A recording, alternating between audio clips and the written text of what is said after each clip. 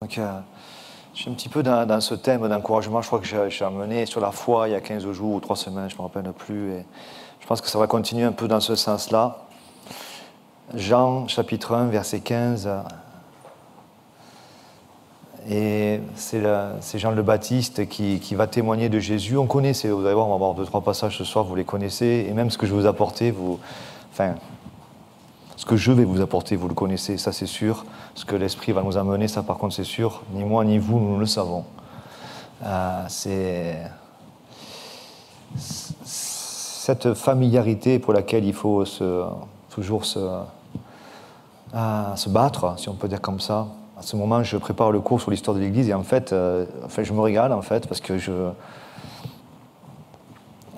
dis waouh, l'Église des débuts, hein. Et même l'Église des débuts qui continue à être aujourd'hui l'Église des débuts, parce qu'il n'y a pas d'Église des débuts, il y a l'Église, c'est tout.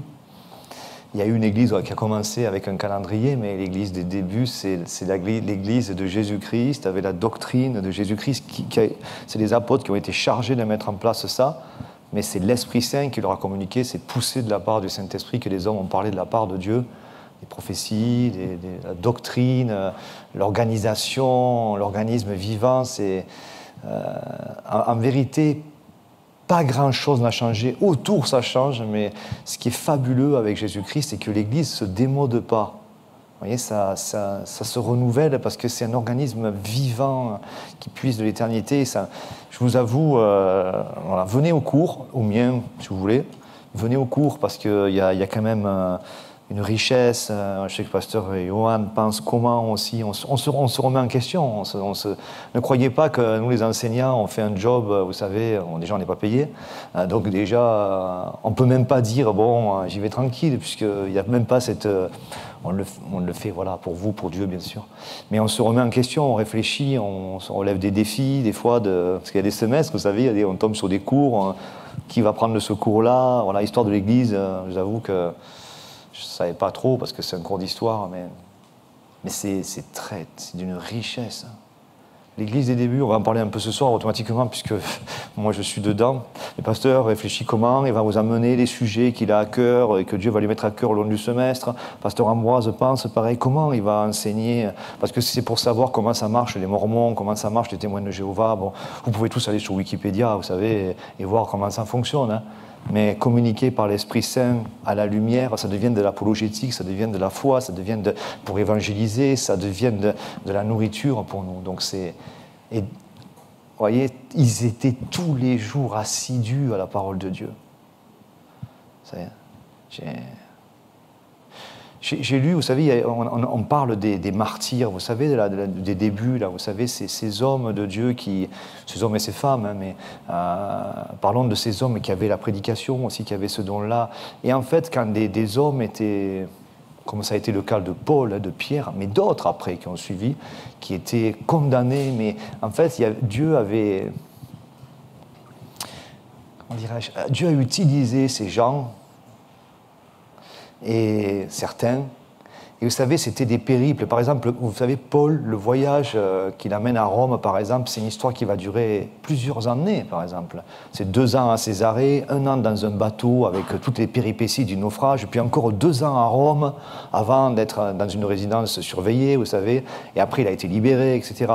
Mais c'était des périples. Nous, aujourd'hui, on se dit, bon, on va à Jérusalem, c'est quelques heures d'avion, on y est. Mais aller de Jérusalem à Rome à une autre époque, c'est des mois et des mois et des mois. Plus il faut attendre avec un bateau à un endroit que le vent soit dans le sens de la marche, parce que si c'est contraire, il faut attendre 6 mois. Voyez. Mais pendant ce temps-là, ces gens, il y avait plein de jeunes convertis ou de non-convertis qui venaient écouter ces gens, qui savaient qu'ils allaient mourir. Ils savaient. Mais pendant ces mois et ces années, des gens venaient autour, rien qu'on se disait, il y en a un qui va passer, on va l'écouter. Et il restait peut-être là quelque temps et il partageait la parole de Dieu, il partageait la parole de Dieu, il partageait la parole de Dieu, il donnait la vie. Et tu en tuais un, on en tuait un, il y en avait des dizaines qui naissaient de nouveau. Vous en tuiez 2, il y en avait des centaines qui naissaient de nouveau. Vous en tuez 3, il y en avait des milliers qui naissaient de nouveau. Jusqu'à un moment où Rome a dit on va arrêter parce que ça n'arrêtera jamais. C'est la vie de Dieu, ça. C'est la vie de Dieu. Chaque fois que nous mourons en partie, il y a quelque chose qui devient énorme, qui prend vie. Jean 1,15, et c'est Jean le Baptiste qui dit, enfin c'est Jean qui écrit à propos de Jean le Baptiste, Jean lui a rendu témoignage, et c'est écrié, donc il parle de Jean le Baptiste qui rend témoignage de Jésus-Christ, Jean lui a rendu témoignage, et c'est écrié, c'est lui, c'est Jésus dont j'ai dit, celui qui vient après moi m'a précédé car il était avant moi. Qu'est-ce qu'a crié ? Et le mot, c'est pourquoi t'as battu mon âme et gémis-tu au-dedans de moi ? Espère à l'Éternel, vas-y, dis-le, dis-le. Et on va regarder quelques mots, mais vous allez voir la puissance des mots, la puissance de l'esprit. Jean le Baptiste a dit, celui-là, Jésus-Christ, cet homme, celui qui vient après moi, c'est-à-dire que Jean le Baptiste a eu un ministère et puis Jésus est arrivé après lui. Hein, d'accord ? Vous connaissez ça. Dans l'ordre, il y en a un qui apparaît et puis après il y a Jésus-Christ qui apparaît. Et il dit, Jésus-Christ qui vient après moi, celui qui vient après moi m'a précédé car il était avant moi. Et le fait qu'ils disent Jean lui a rendu témoignage et s'est écrié, il a crié, vous savez, il a proclamé. Le mot est super intéressant. Alors, je n'ai pas eu le temps, mais j'ai vu qu'il était dans des dizaines de versets, ce mot. Par contre, j'ai survolé un petit peu dans quel verset il venait. Alors, le mot veut dire pousser des cris, faire entendre, confesser. Et ce mot, il est utilisé chaque fois ou très souvent dans des situations, on va dire, un petit peu atmosphériques, spirituellement chargées. Des fois, c'est même les démons qui vont dire « Mais qui es-tu, ô Fils ?» Ils vont proclamer ça, ils vont dire « Qui es-tu, ô pourquoi viens-tu nous tourmenter ?» Et c'est le mot « crier »,« proclamer ». C'est pour ça que je vous ai dit, ce passage de ce psaume, psaume 42, 43, où vous trouvez « Pourquoi t'as battu mon âme et gémis-tu au-dedans de moi ?» Proclame, dis, et dis ce que Dieu dit, dis qui Dieu est.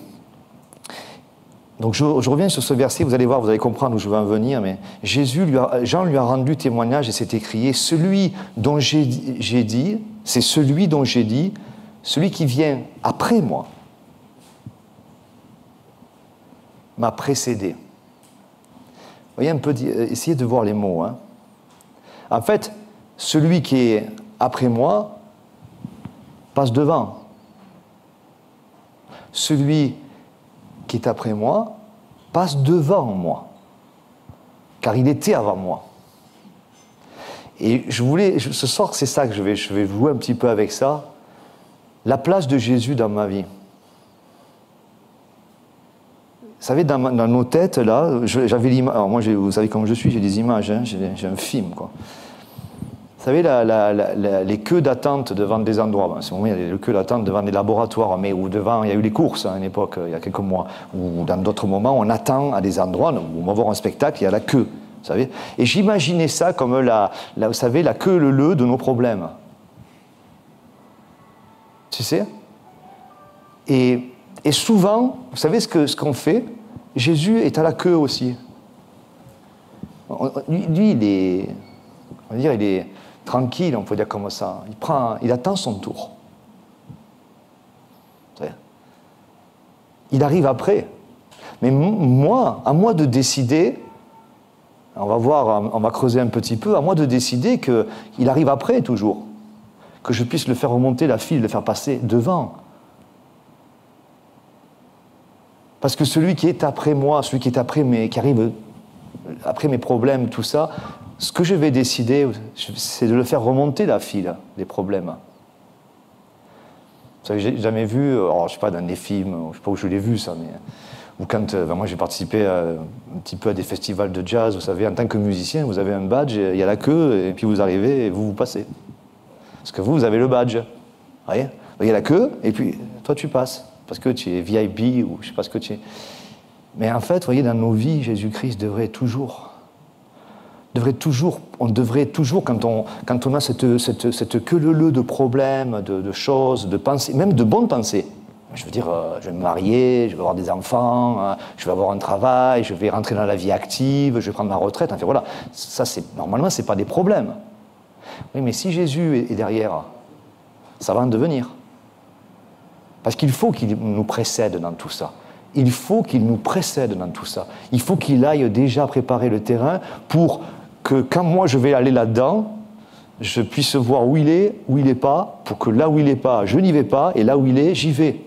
Mais s'il est derrière, et j'ai l'impression souvent, moi, le monde chrétien, de plus en plus, c'est Jésus est à la queue leu-leu, vous savez, il attend son tour, et comme il est extraordinairement patient, aimant, parfait, amoureux de nous, il ne casse pas la queue, vous voyez, il est là, mais, et bien sûr, j'ai l'image, vous voyez, de dire, waouh, attends, on va lui faire un monde, il faut que tu passes devant, il faut que tu me précèdes,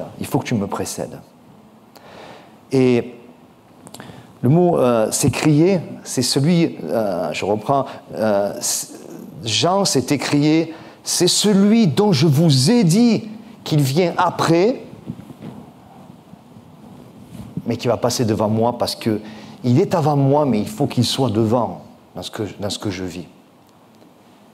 Et le mot est fort parce que plein de fois ce mot s'écrier, c'est dans des situations, vous savez, où il y a des démons, où Jésus proclame quelque chose, où il y a des tensions atmosphériques. Si vous voulez vous amuser, si vous allez dans les mots grecs, vous allez voir, c'est pas un amusement, oui, si vous voulez, et vous allez voir que ce mot, il a plein de fois, il est dans des situations où l'âme, les problèmes, tout ça, c'est en train de placer Jésus à la 25e place de la queue, et à un moment, tu dis, waouh, je vais m'écrier louange à Dieu et je suis délivré de tous mes ennemis.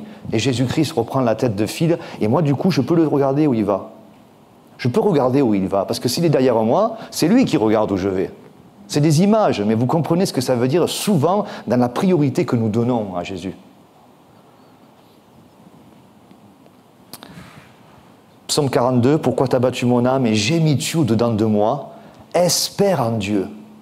Car je le louerai encore, je décide, je proclame de le louer. Il est mon salut, c'est mon secours et mon Dieu. Donc c'est mon Dieu, il est devant. Il n'est pas derrière, il est devant. Donc Jean, je reprends, dit, celui qui vient après moi m'a précédé, car il était avant moi. Darby traduit, celui qui vient après moi prend place avant moi. Ce que dit Jean le Baptiste, j'aime bien ça. Celui qui vient après moi prend place avant moi. J'ai une situation de ma vie, Jésus prend place avant. Je veux me marier, vas-y devant. Je veux avoir des enfants, va devant. Je veux entrer dans un appel, va devant. Je veux faire des études, va devant. Mon âme, va devant. Alors là, c'est sûr, va devant.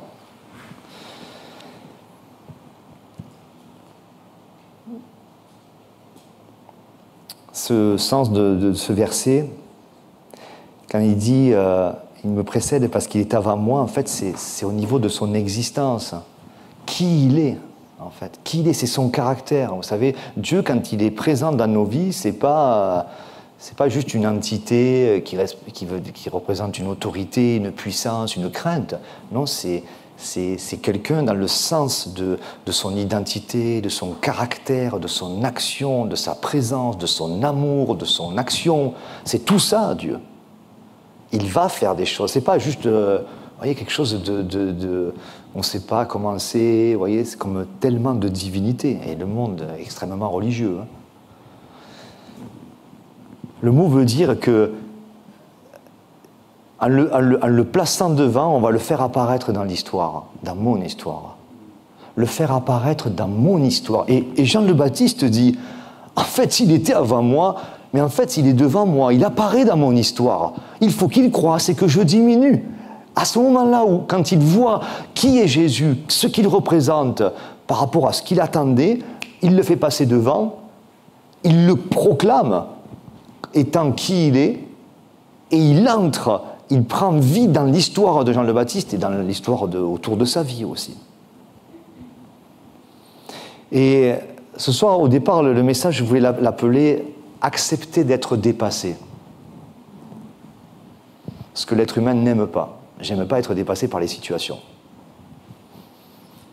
Mais aimons être dépassé par Dieu. Un chrétien devrait être toujours dépassé. Je parle dans la foi par rapport à Dieu. Non pas fidèlement dans sa position parce qu'on est en paix. Non pas par les craintes terrestres, parce que notre attente, elle est céleste et spirituelle, mais être dépassé par ce qui va se passer avec Dieu. Si vous pensez à toutes les histoires bibliques, ils ont tous été dépassés. Dès que Jésus-Christ a pris vie, celui qui les précédait, celui qui était après eux, est devenu avant eux. Vous pensez à la Pentecôte? Ça commence comme ça, l'histoire de l'Église, hein? Après, on va parler de notre Église, mais l'Église locale. Mais la Pentecôte, ça commence comment? Ils étaient tous dans un même lieu. À ce moment-là, ça bouge, les flammes de feu, ils sortent. Toi, tu parles chinois, toi, tu parles marocain, toi, tu parles allemand. Et tu loues Dieu. Franchement, nous, on le lit, il y a de quoi être dépassé quand même, hein. Il y a de quoi être dépassé par la situation, quand même. Il y a une effervescence, tu vois. Pourtant, Jésus leur avait demandé de les attendre, et on en parlera après, je finirai avec ça, mais ils étaient ensemble. La place de l'Église locale dans tout ça. Hein. Ils ont été dépassés. Jésus-Christ est passé devant et littéralement les a dépassés, et ils l'ont laissé faire, et c'est devenu quelque chose d'extraordinaire, mais en termes de... ça les dépassait complètement. Vous voyez, vous sortez, vous parlez dans des langues connues, pas de vous, mais des autres, les autres disent comment ça se fait, on les entend louer Dieu en allemand, en arabe, dans les langues de l'époque en tout cas. Pierre prêche, boum, 3000 convertis. Moi ça me fait rire, hein, parce que 3000 convertis, on fait comment? Vous imaginez? Mais vous y pensez à ça? 3000 convertis, et c'est mieux que YouTube, hein, parce qu'il y a 3000 qui se convertissent et d'autres milliers qui en parlent, qui ne se convertissent pas, qui disent mais on a entendu un truc, on ne sait pas, c'est des charlatans, ils ont bu, ils parlent de Jésus, on a vu des gens qui étaient changés, d'autres qui devaient rentrer alors que c'était des pèlerinages, ils restent à Jérusalem. On ne comprend plus rien. Des milliers qui vont faire... je peux vous dire que ça fonctionnait, les réseaux sociaux, là, c'était PAM, de l'époque. Hein. Mais 3000 convertis, si tu es dépassé. Moi, je vois 3-4 personnes qui viennent me parler à la fin des cultes, Pasteur Yohan 10, 3000, je ne sais pas comment on fait. Tu vois, pour vous dire, alors on fait comment? C'est extraordinaire ce qui s'est passé, ma vie est changée, je reste à Jérusalem, j'ai pas de maison. On fait comment? Dépassé complètement. Et Dieu ajoutait chaque jour ceux qui étaient sauvés à l'Église. Ah mais ça ne suffisait pas, 3000. Des milliers. Des milliers. Alors nous, on voit ça, on dit, oui, mais ça c'était... ah bon? Donc Dieu a, disons qu'il a un calendrier, ils disent, bon, en 2020, on ne fait plus rien. Oui. On va attendre parce que ça va s'arrêter en telle année. Moi, je ne crois pas. Bien sûr que l'époque a été marquée par un miracle très particulier, quelque chose de puissant, évidemment. Évidemment, c'était la Pentecôte, c'était 50 jours après la résurrection. Bien sûr, Dieu a marqué les événements, ça a démarré. Mais c'est le même Dieu, c'est le même esprit, c'est le même désir de Dieu de sauver des gens. Moi, j'aime beaucoup tout ce qui est mis en ce moment dans l'Église, hein, c'est les défis, là. Alors, j'espère que nous, et je, n'entendons pas ça comme des annonces. Hein.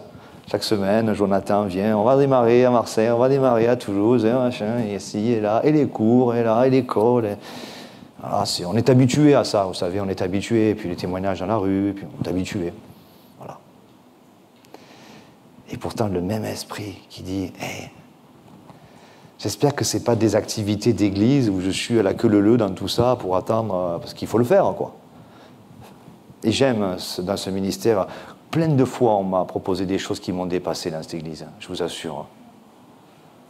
Pasteur Jean-Luc m'a fait taper à des portes, à l'île de Thau, à Sète, je me rappelle.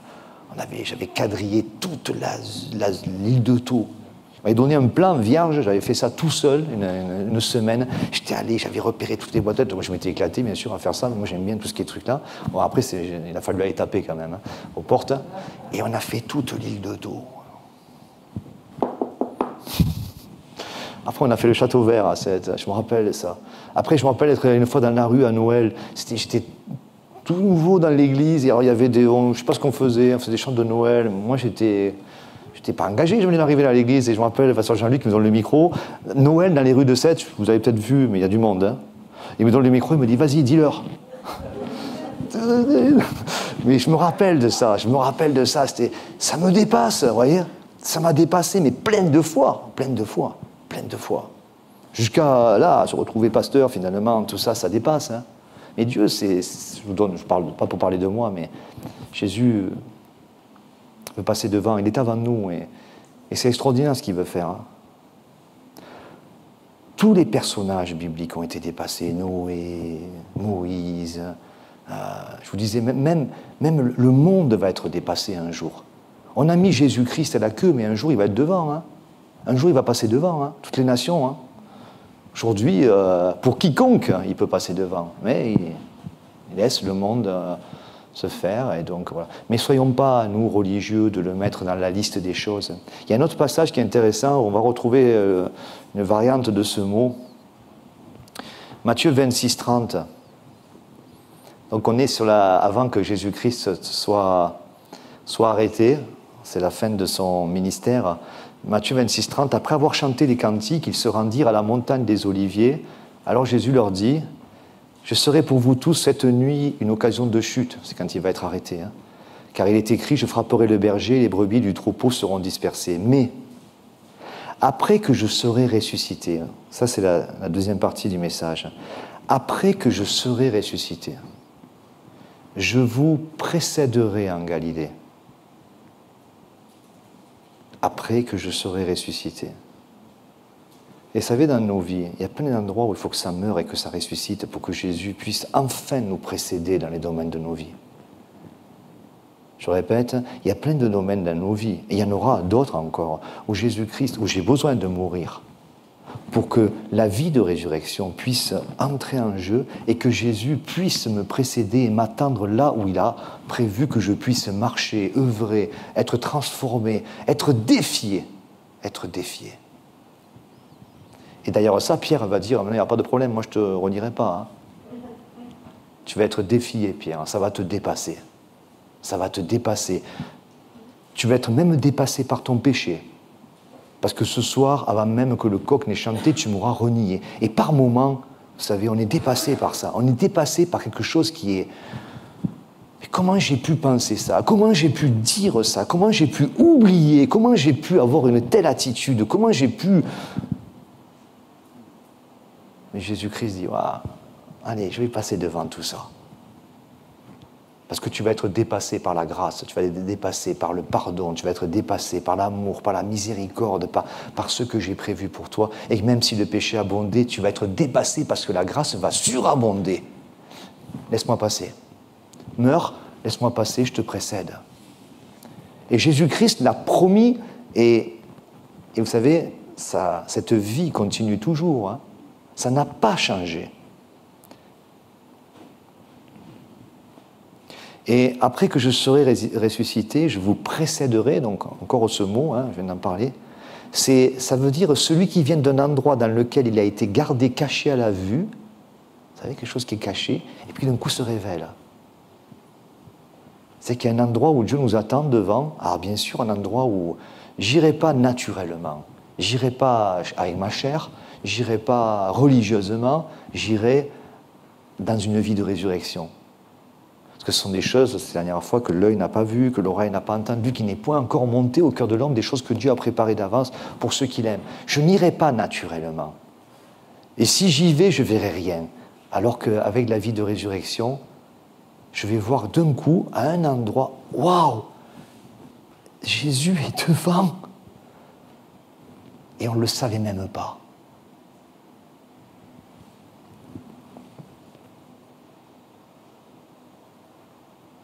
quelques versets plus loin, enfin quelques heures après, vous savez, le matin de la résurrection, les femmes viennent au tombeau. Il y a l'ange, là, Matthieu 28, 7, qui dit « Allez promptement dire à ses disciples qu'il est ressuscité des morts. » Notez, hein, j'arrive aux dernières parties. Allez dire aux disciples qui sont rassemblés quand même. Hein, ils sont ensemble. L'Église est déjà en train de... En tout cas, le principe de l'assemblée existe, et puis l'Église telle que nous la connaissons avec la venue du Saint-Esprit va naître. Mais allez dire aux disciples qu'il est ressuscité des morts, et voici, il vous précède en Galilée. L'ange recommence à dire que Jésus, c'est devant. La vie, c'est devant de Jésus. La vie, c'est pas assis sur une chaise. C'est pas la vie chrétienne, c'est pas quelque chose où on s'assoit, bien sûr, on s'assoit, mais vous comprenez ce que ça veut dire, où on s'installe. C'est une vapeur, la vie.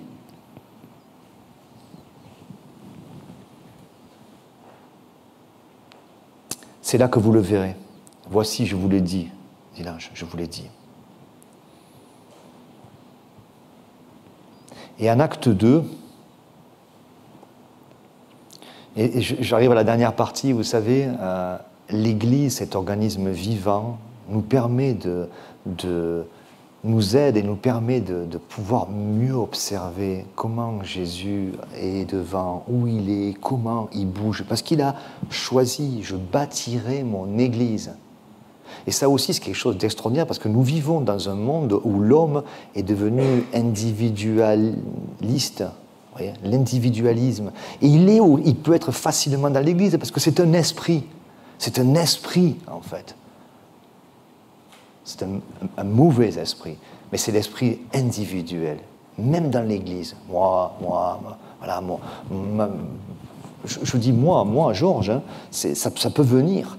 Si je n'ai pas l'Église, hein, si je n'ai pas Pasteur Johan, si je n'ai pas vous, si je n'ai pas mes frères, mes amis, les jeunes, tout ça, si je n'ai pas ça, Jésus, il dit... Alors derrière, il y a ma femme, mes enfants, mes problèmes, mes finances, mon truc, mais si... Là, après, oh Jésus, je ne le vois pas, hein, il est là-bas. En fait, grâce à vous, grâce à l'Église, comme eux, hein, je vous précède en Galilée. Et vous voyez ce qui se passe le jour de la Pentecôte, ils étaient tous ensemble dans un même lieu. Et la suite de l'histoire, c'est qu'ils étaient ensemble chaque jour, assidus au temple. Ils partageaient, ils rompaient le pain, ils prient, ils persévéraient dans la prière, ils persévéraient dans l'enseignement. Mais lisez ces passages. Ils persévéraient tous les jours dans l'enseignement. Et 2000 ans après, enfin même avant, hein, ça n'a pas attendu longtemps, hein, vous savez. Mais ce qui m'intéresse et que je vois dans le cours que je prépare, c'est ce filet-là. Parce qu'au milieu, ça ne change, le filet de la vie de l'esprit, de l'Église, de la pensée de Jésus, se faufile au travers de l'histoire et ça continue. Il y a toujours eu des gens qui ont gardé ça et qui plein de fois se sont trompés, mais qui ont dit ouais, on veut changer, on veut rester comme c'était. Aujourd'hui, on a l'impression que dès qu'on demande quelque chose, ouais, est-ce qu'il va y avoir quelqu'un, est-ce qu'on va faire quelque chose, est-ce qu'on saura les gens. Mais ce n'est pas le problème à notre Église, hein. C'est en général, c'est un esprit sur la planète, ça. C'est un esprit. À mesure l'iniquité grandit, les hommes seront, vous savez, on va renier tout ça, c'est bon, je peux l'écouter à la maison, ça va, j'ai compris, je sais. Mais non, tu sais pas en fait. Et j'aime l'esprit Greater Grace parce qu'il y a toujours eu ce défi en fait. Ce ministère et d'autres, hein, mais moi je suis là, il me dépasse en fait. Ça me dépasse, cet homme, il me dépasse. Voilà, j'écoute Pasteur Ambroise, il me dépasse. Je vois, les premières fois que j'ai vu Pasteur Steven, je dis, il est fou, lui. Mais ça, comment Pasteur Chibeli, il est fou. Il te dépasse, lui, tu vois. Mais lui, ça lui plaît de voir que Jésus-Christ, il est où tu sais, il ne tient pas en place, en fait. Parce que il le laisse constamment et j'aime ça. Alors, on n'a pas tous à appeler comme ça, mais en tout cas, dans nos vies, c'est sûr que c'est le même esprit, c'est la même chose. Et je termine avec ça. Hein. Dieu aura toujours une longueur d'avance si on le laisse faire. Et ça va être génial. Nous, vous savez, des fois, on est là, on prie, on souffre. Encore une fois, c'est des films que je me fais. Tu sais, c'est là, tu dis le domaine, tu sais. Et après, tu sors et en fait, c'est comme un acte. Ah, mais il nous avait averti qu'il serait là avant nous. Dans telle situation, allez tous les jours, je serai tous les jours avec vous jusqu'à la fin du monde. Faites de toutes les nations des disciples et je serai avec vous. L'Éternel est mon berger, je ne manquerai de rien. Je suis avec vous tous les jours jusqu'à la fin du monde. On prie, on s'inquiète, c'est humain. Et puis quand on sort de la situation, on dit « Ah, mais t'es déjà là ?» Ben oui, je t'avais dit que je serais là avant. Dès que tu me mets devant, je te précède. Puisque je suis avant toi, donc je te précède. Et les choses sont préparées. Waouh! Et le lendemain, ça bouge. C'est comme l'arche dans le désert. On démonte, on y va. L'arche était devant. Elle passait par des chemins qui n'étaient jamais passés. Elle était devant. La présence de Dieu est devant.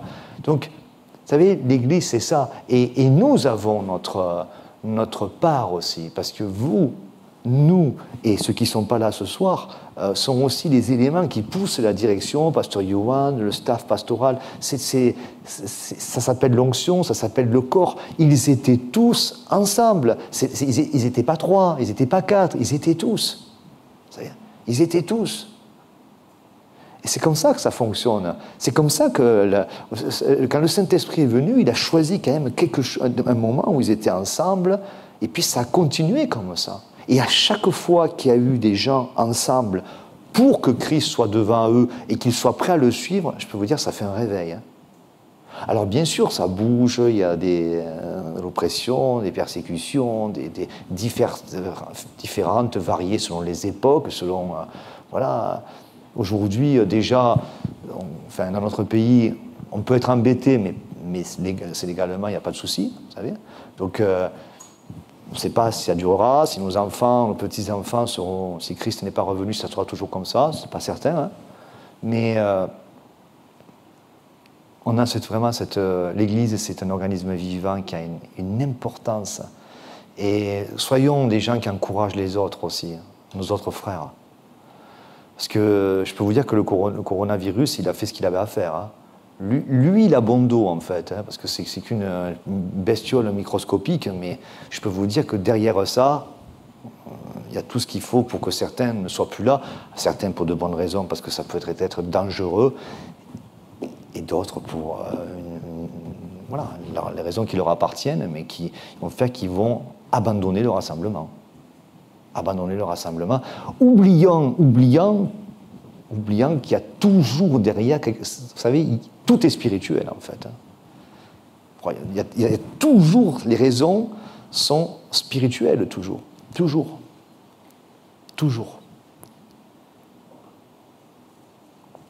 Jésus veut nous précéder, pas nous suivre.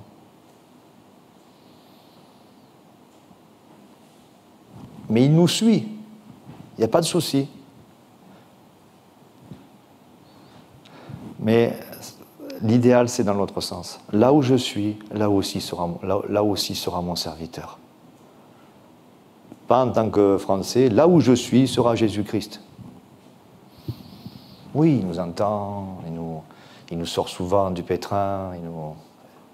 Mais quand Jésus est devant nous, il fait des choses extraordinaires. Hein. Ça va nous dépasser. Hein.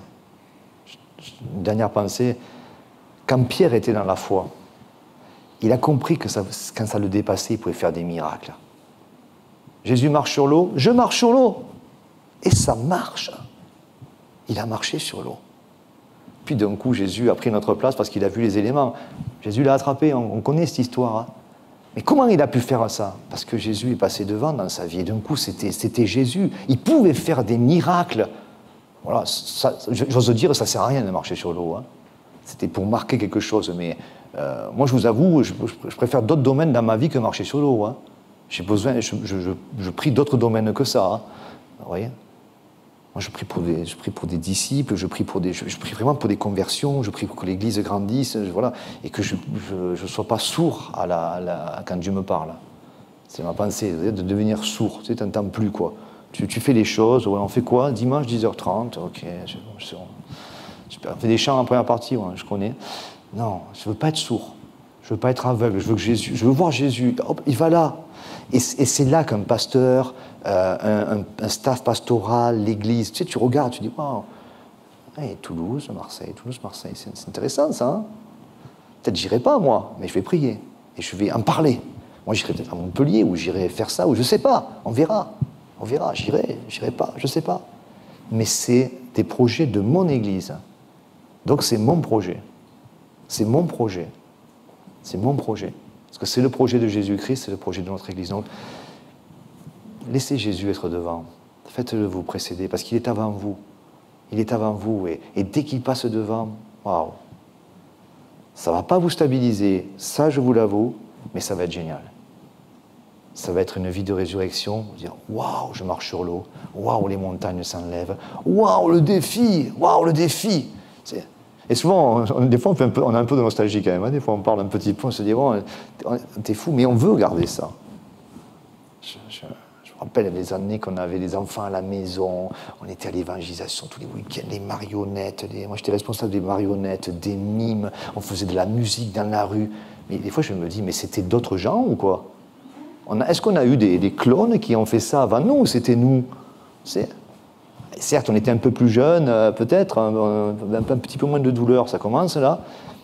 Mais cet esprit-là, que ce soit moi ou vous ou d'autres, c'est l'Église. C'est l'Église, cet organisme vivant. Et moi, j'ai une part là-dedans.